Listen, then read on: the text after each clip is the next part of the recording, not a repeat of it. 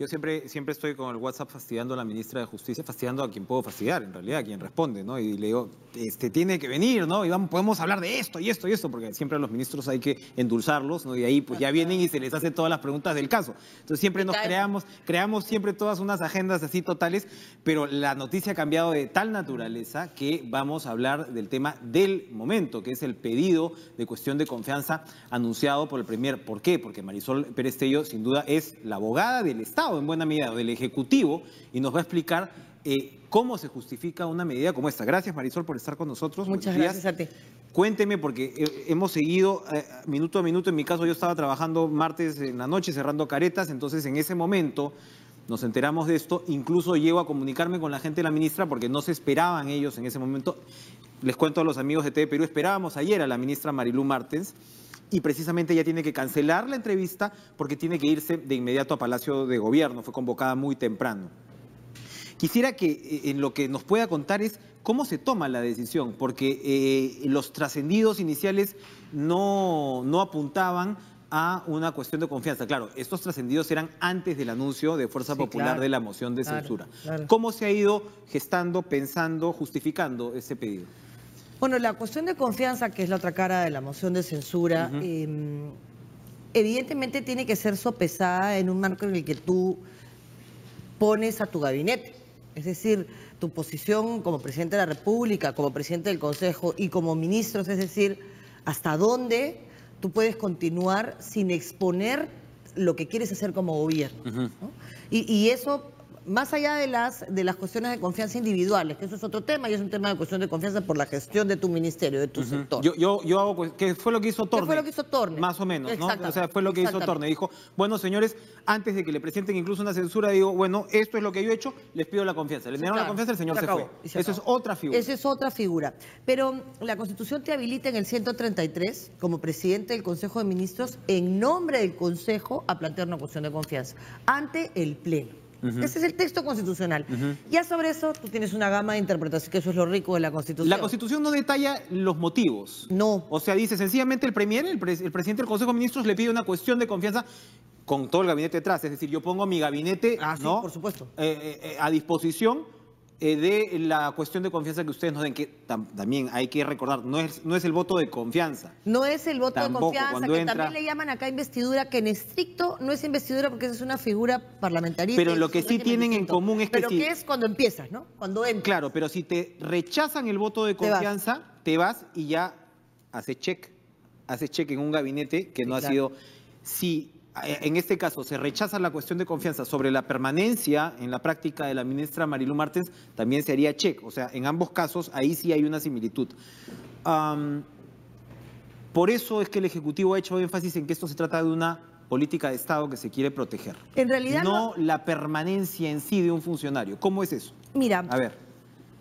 Sobre el 133, igual que sobre la Constitución pueden haber interpretaciones, pero tú tienes que leer la Constitución en el marco del bloque de constitucionalidad. ¿Qué cosa le corresponde al ministro, el 119?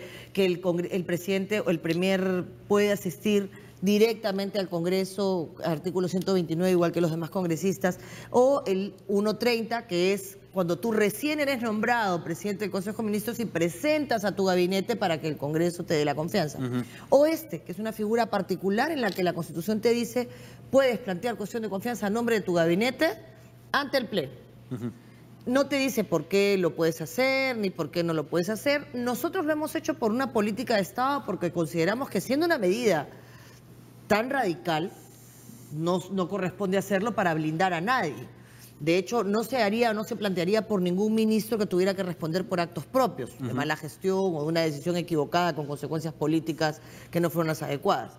En este caso, lo evaluamos, lo conversamos la primera vez cuando se trató de Jaime Saavedra. Pero en términos académicos, ¿no? Más que en el análisis de la decisión.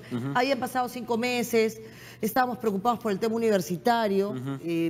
porque esa es una política educativa que se inicia con el ministro Chang y hay que reconocer que eso fue un logro importante del gobierno. Una política de Estado. Es una, claro, de verdad, una política ¿no? de Estado, en el o sea, país, ¿no? Mejorada, se incorporaron becas 18, sistemas para hacer que la educación que no era competitiva terminara siendo competitiva, y digamos, se miró al Bicentenario con esperanza, y con la esperanza puesta por fin en un problema en el que debiéramos estar todos juntos, que es el problema de la Pero el educación hecho es que no pública. se decidió en ese momento presentar la cuestión de No, confianza. porque ¿Por había qué? un cuestionamiento respecto de otros temas que aun cuando nosotros consideramos que no era El correcto. tema de las computadoras. Exactamente, pero o sea, no se trataba, aunque nosotros consideramos en su momento que lo que hacía era disfrazar esto a partir de la política universitaria, no había en realidad ningún hecho que lo vinculara. Pero aquí es otra cosa completamente distinta, ¿no? Acá es nuevamente la política educativa que se concreta en una demanda del magisterio, en un aspecto absolutamente legítima, absolutamente comprensible, atendida en un 100%, bastante por encima. En los últimos 11 años no se había hecho una modificación así de los maestros, pero también en el aprovechamiento de una coyuntura social de un conjunto de actores políticos que no han hecho nada y que de pronto quieren, a fuerza de poner en vilo los aeropuertos, las carreteras, maestros con una estrategia. Actores no sindicalizados recibidos por el Congreso. Y eso es una barbaridad, pero además vinculados directamente y denunciados así por el ministro del Interior como con vínculos con CONARE Proseguir, y tú los recibes en el Congreso. O sea, eso solo ameritaría que se hiciera un análisis de hacia dónde está yendo la fuerza popular respecto a la educación. O sea, ¿qué cosa quiere hacer? ¿Hasta dónde va a llegar con el intento de socavar, que ese ha sido el término utilizado, la política educativa? Podemos estar equivocados y lo veremos en el debate que el presidente del Consejo de Ministros plantea ante el Congreso. ¿Podía presentarse la cuestión de confianza después de formalizada la moción de censura? Ahí hay otro punto de discusión. Hay quienes dicen, oye, si yo presento la moción de censura, que tengo el derecho de hacerlo como Parlamento, y tú después de eso presentas la cuestión de confianza, no, pues ahí ya no. Tiene algo que ver, porque el hecho es que no se formalizó hasta ahora. Pero ¿qué pasa si deciden no presentarla?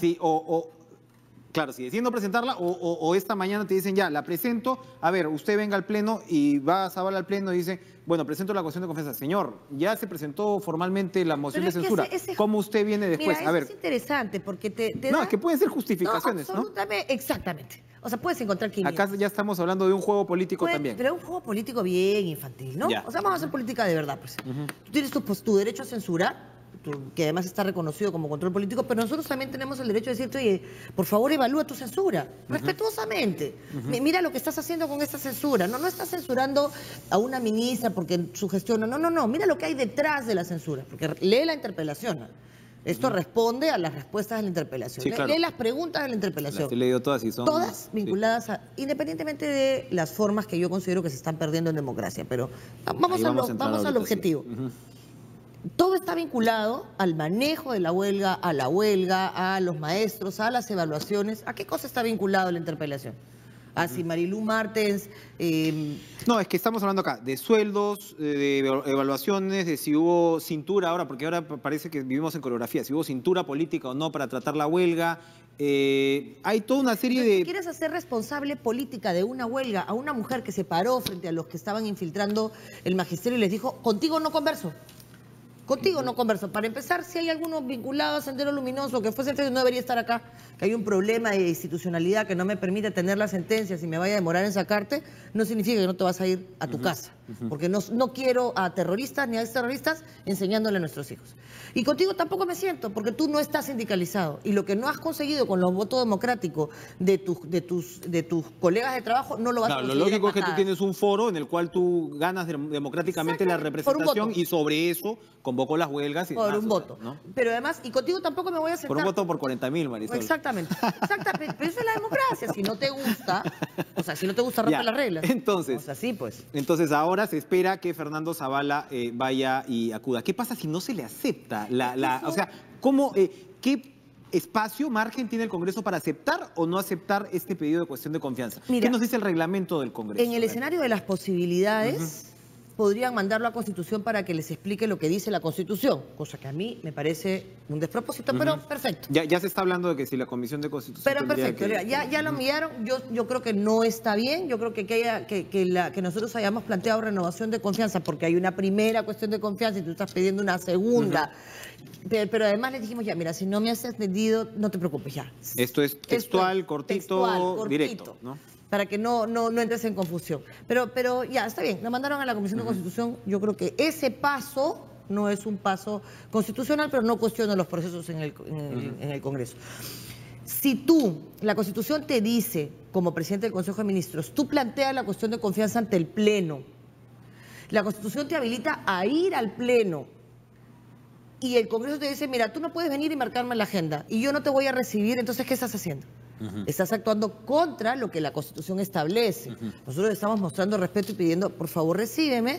Quiero sustentar, porque se plantea ante el Pleno, mi cuestión de confianza, que tiene que ver con la conducta de algunos parlamentarios frente a la huelga, que socavaron las negociaciones que se estaban haciendo, porque mientras tú decías, contigo no me siento, los recibían en el Congreso. Incluso entre el fujimorismo, entre los miembros de Fuerza Popular, habían puntos, yo estuve en la mesa en la que estuvo el congresista Tubino, fuerte y claro, respecto a la infiltración de Movadef y de Sendero Luminoso en el magisterio. O sea, para empezar, si hablamos de política y no de artículos constitucionales, también estamos hablando de una responsabilidad compartida que tiene que ser tomada en cuenta en una situación como esta. Por supuesto, y de una actuación que tú tienes que tener y una señal que tú le quieres dar al país. ¿Vas a aceptar que las demandas sociales, que son legítimas, muchas de ellas, se puedan hacer tomando aeropuertos? Oye, un ratito, la protesta social tiene límites y los límites son tu derecho y el mío. O sea, hay derecho a que se hayan cargado Lima y que la gente no haya podido llegar a su trabajo, no haya podido regresar a su casa.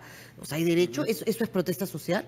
Hay derecho a que cerquen Lima y tomen Lima. Oye, eso es una estrategia y es una estrategia que ya hemos visto en nuestro país en otros fenómenos. Y le tomamos unas declaraciones al señor Tello, ¿no? El segundo del CONARE, ¿no? El segundo de Castillo Terrones, que es el de las bases de Lima Metropolitana, y lo que él dice es, bueno, se le pregunta, oiga, pero ustedes no han ganado nada. No, hemos ganado reconocimiento político. Por favor. Y ahora, o sea, eso siempre fue el fondo de la huelga. ¿A qué costo, por Dios? A que los chicos los niños estén a punto de perder el año.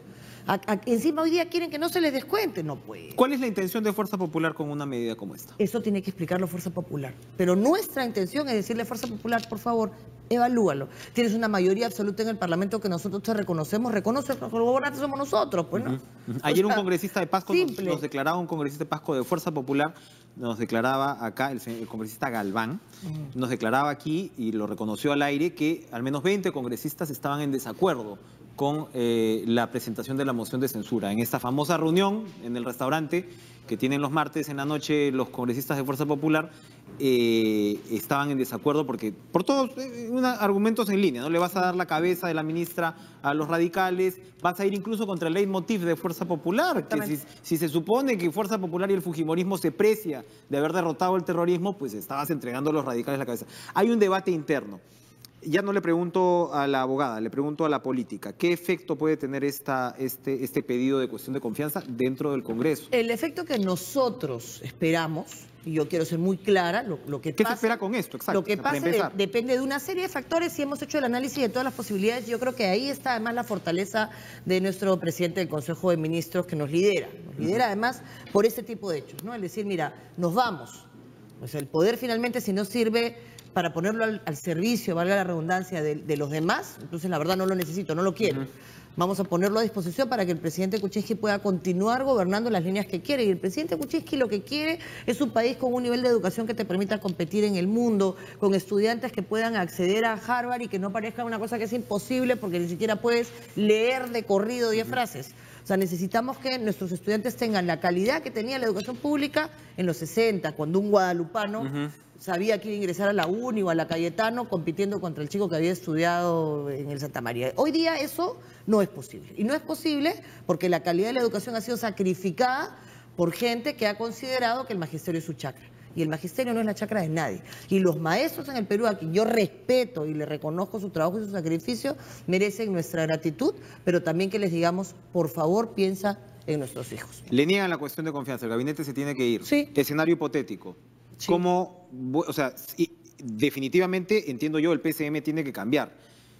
constitucionalmente, legalmente, ¿hay provisiones sobre si ministros podrían o no volver a sentarse hay antecedentes, en ¿no? sus Que es el puestos? antecedente Jara. Ajá. Y en el antecedente Jara se reconformó el gabinete con gran parte de los que estaban, ¿no? Muchos de ellos se continuaron, pero acá todos hemos señalado, vámonos, si hay que irnos, nos vamos. O sea, hemos puesto nuestros cargos, digamos, el presidente sabe perfectamente que ninguno está ahí para nada que no sea contribuir a que el sueño del Perú que todos queremos sea realidad. Argumento del Congreso: cada vez que yo quiera poder sancionar políticamente, hacer control político a un ministro, el gobierno de Pedro Pablo Kuczynski me va a sacar la carta de la cuestión de confianza, y eso es inaceptable. Eso no es real, porque además existen 1000 opciones de conducta del Congreso. La acusación constitucional, por ejemplo, eso es un hecho grave respecto de la conducta de un ministro.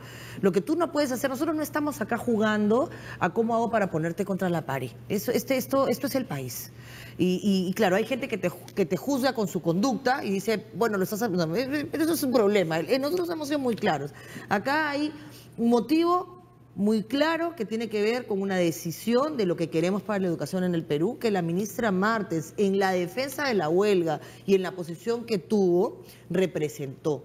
Cada paso que se dio durante la huelga se discutió en Consejo de Ministros. Cada semana, durante esos 70 días, se habló en Consejo de Ministros de cómo estaba, de cuáles eran las demandas, de quienes formaban la huelga. Y se tomaron decisiones porque había infiltración de sendero, porque habían cruzado la línea de la protesta social y habían tomado carreteras y tomado aeropuertos. Y eso es extorsión. Está tipificado en el Código Penal.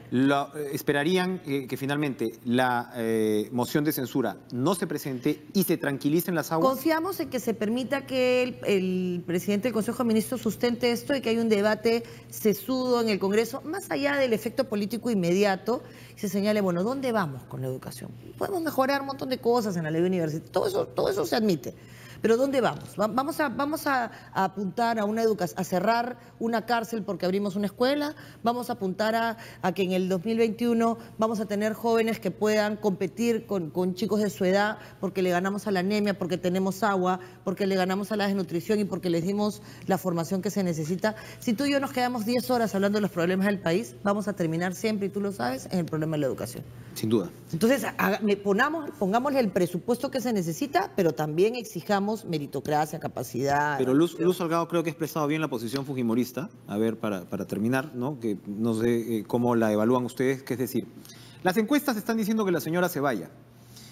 Si el Ejecutivo, esto lo digo yo, es tan necio, tan terco, ¿no? De no oxigenar el gabinete, porque esa es otra palabrita de moda, ¿no? Oxigenación, cintura, muñeca, todas estas están de moda, ¿no? Dar un paso al costado, que ya hace un tiempo.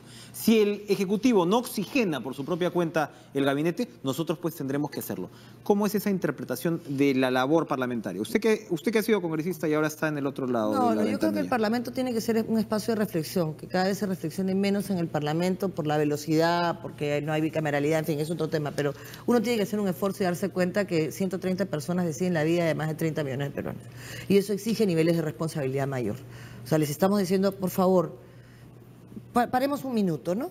Nosotros nos vamos, no importa. Ustedes se quedan 4 años. ¿Podrían esos próximos 4 años intentar ser una mayoría que no abuse de su poder? Ser una mayoría que equilibre, como se hizo con los decretos legislativos, que yo eso quiero reconocerlo. No estoy de acuerdo con algunos que derogaron, pues es una barbaridad que hayan derogado la que pretendía regular el lobby, ¿no? Pero bueno, por ejemplo. Pero no importa, planteamos una alternativa, pero por favor evalúalo, tómate tu tiempo, no me quieras ganar, no estamos en competencia, tú haces una cosa que es legislar, para eso ganaste, y yo hago otra que es gobernar, déjame gobernar. Marisol Presteyo, tendremos la entrevista sectorial, entonces sí, en estos días la comprometo a usted a ver si es que todo el gabinete sigue en su sitio también en los próximos días. Gracias, Marisol, por acompañarnos esta mañana.